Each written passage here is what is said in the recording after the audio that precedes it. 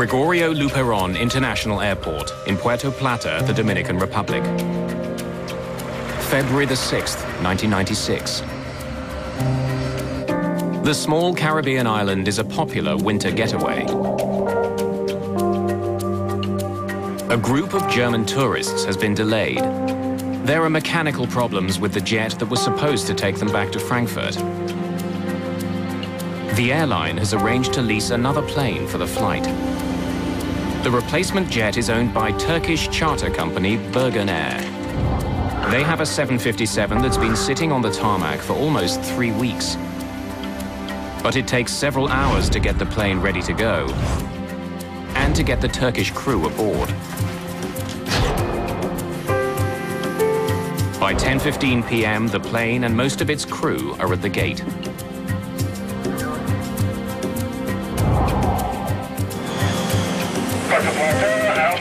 Whiskey 301. Shortly after 11:30, Birgenair Flight 301 is given permission to leave the gate. Pushback granted.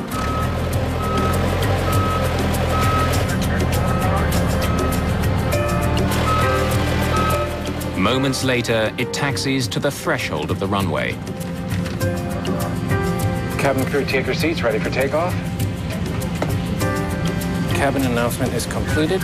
Exterior First lights. Officer Aykut Gergin is new to the 757 with fewer than 75 hours in the plane, all in the last 3 months. Thank you. Ready for takeoff. In contrast, Captain Ahmet Erdem is one of Birgenair's most senior pilots.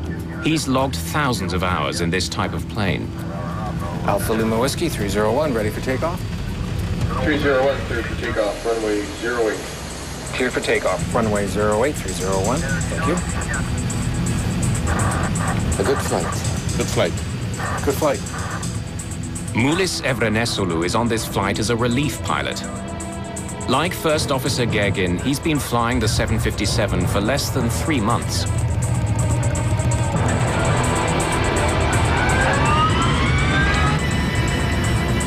As the plane accelerates to takeoff speed, a light rain begins to fall. Power set. Okay, check. First Officer Aykut Gergin watches his airspeed indicator for a routine instrument check. As the airplane's accelerating to takeoff speed, the first officer calls 80 knots. 80 knots. Check. The captain, in theory, should verify that his airspeed indicator also reads 80 knots. My airspeed indicator's not working. The captain's airspeed should read the same as his first officer's, 120. but the readings do not match. Is yours working? Yes, sir. You tell me. Erdem wants his first officer to tell him when the plane hits takeoff speed. V1. At 150 knots, the plane hits V1, the point of no return. Rotate. The captain must pull back on his column and get the plane in the air. Positive climb. Gear up. Positive climb. Gear is up.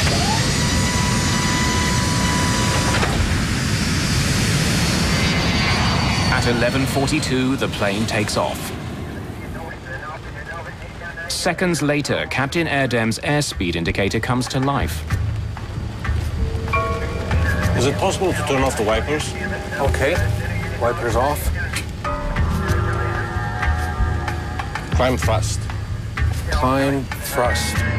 First Officer Gergin reduces power to the engines for a gradual climb to cruising altitude. 301, airborne 45, switch over Santo Domingo, 1243. 1243, bye-bye, sir.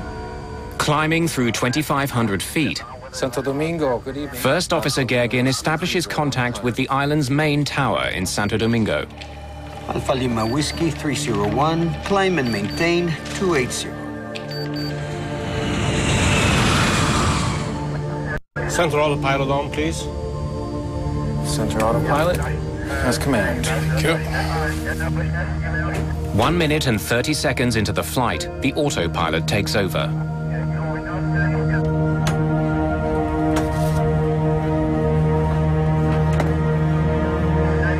On onboard computers now make all the calculations and adjustments necessary to keep the plane climbing safely.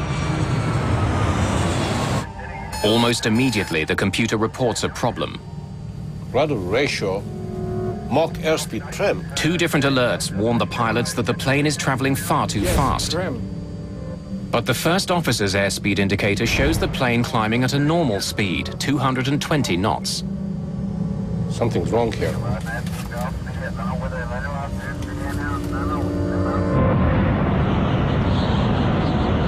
Unaware that there are any problems, the controller directs Birgenair Flight 301 to continue climbing.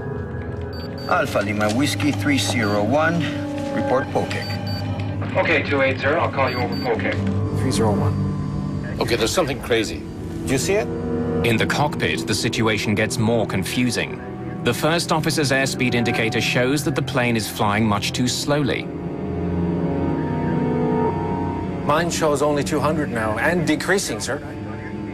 But the captain's gauge shows the plane flying far too fast, 325 knots. Both of them are wrong. What can we do? Let's check the circuit breakers. Yes, sir.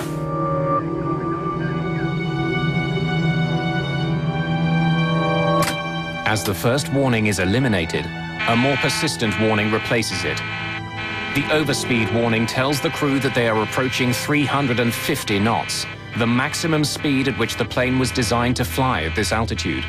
Okay, it's no matter. Let's pull the airspeed. Let's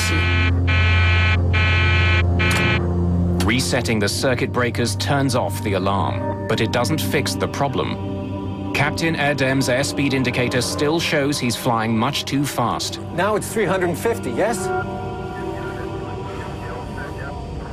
Confused by the conflicting information, Captain Erdem decides to do what the plane wants.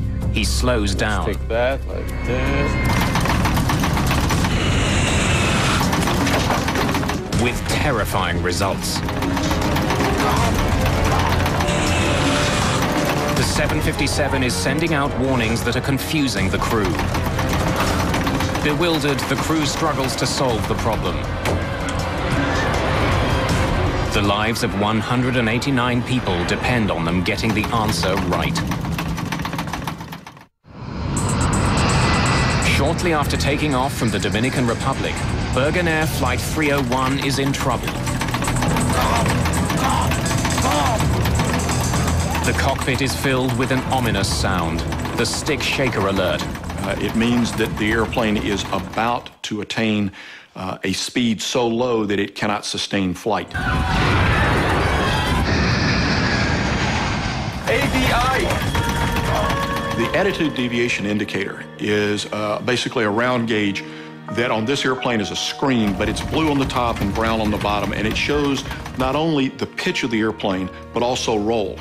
On the gauge, blue represents sky. The more blue, the steeper the climb. Right now, it's showing that the plane's nose is pointing dangerously high. Then, more than 7,000 feet above the ocean, the plane rolls hard to the right and begins to plummet from the sky. Captain Erdem struggles desperately to get his plane to climb. Nose down. He has just a few thousand feet to pull a 100-ton airliner out of a deadly stall.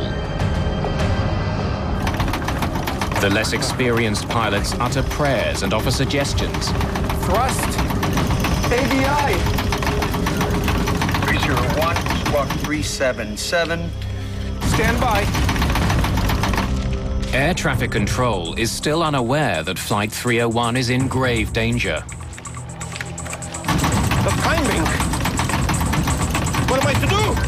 You can level off. Our altitude's okay. The plane is falling fast. Okay, 5,000 feet. Captain Erdem is trying to fly a plane that's become virtually uncontrollable. Press levers, fast! Gegin pushes the throttles to full power, but it doesn't help. The plane spirals towards the sea.